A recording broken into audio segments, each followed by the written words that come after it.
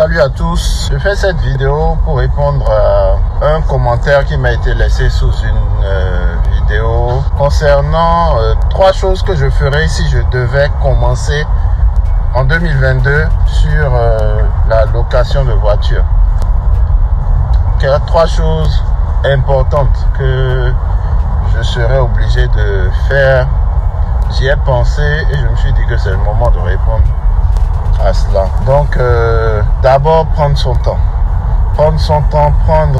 soit payer un organisme pour faire de la prospection pour vous dans la zone géographique où vous voulez vous lancer, ou prendre son temps pendant 1 à 2 mois pour chercher le type de véhicule qui répond à la zone géographique dans laquelle vous voulez vous lancer. Parce que l'objectif pour vous, c'est de faire vivre à vos clients une belle expérience, une expérience qui vaut la peine vraiment de payer le prix pour. Ensuite, la deuxième chose sur laquelle j'allais insister, c'est faire de votre business une entité commerciale. Parce que c'est vrai, beaucoup de gens se lancent dans la location de voitures, mais beaucoup de gens ne structurent pas leur business, ce qui fait que ça n'arrive pas à décoller.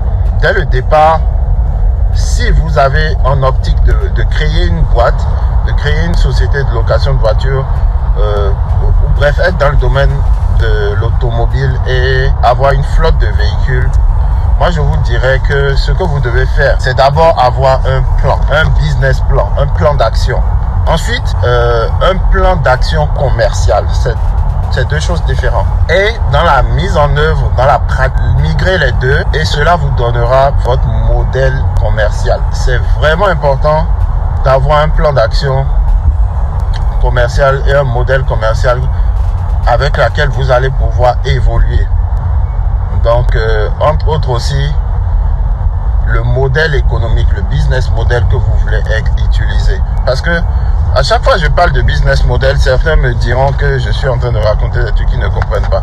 Je vous prends mon cas là. Là, je viens de quitter, j'ai vendu 2 véhicules là à un jeune qui a une entreprise aussi.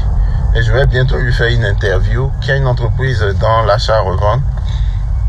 Et concrètement, il m'a vendu 2 véhicules au prix auquel je les ai achetés il y a 1 an. C'est-à-dire que mon prix d'achat auquel j'ai acheté le véhicule, les 2 véhicules il y a 1 an, a été le prix auquel il m'a revendu le véhicule là maintenant, net vendeur.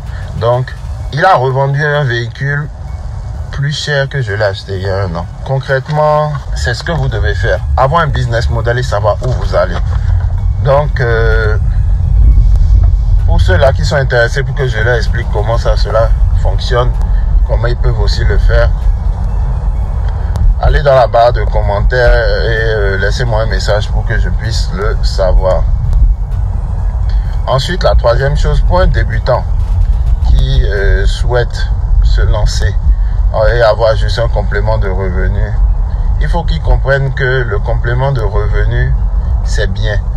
Mais les plateformes aussi peuvent lui permettre de créer une boîte, de créer sa société et de pouvoir s'en sortir. Car c'est une activité qui ne prend pas beaucoup de temps. C'est une activité qui ne prend pas beaucoup de temps, mais c'est une activité que vous pouvez faire de manière pérenne sur le long terme et développer des idées de business additionnelles sur lesquelles vous pouvez investir votre argent et en fait de générer des revenus complémentaires, quoi. C'est ce que je voulais dire en fait à ceux-là qui se posent la question de savoir si je devais reprendre tout aujourd'hui, qu'est-ce que je ferais. C'est les 3 points sur lesquels j'insisterai. Ciao, ciao.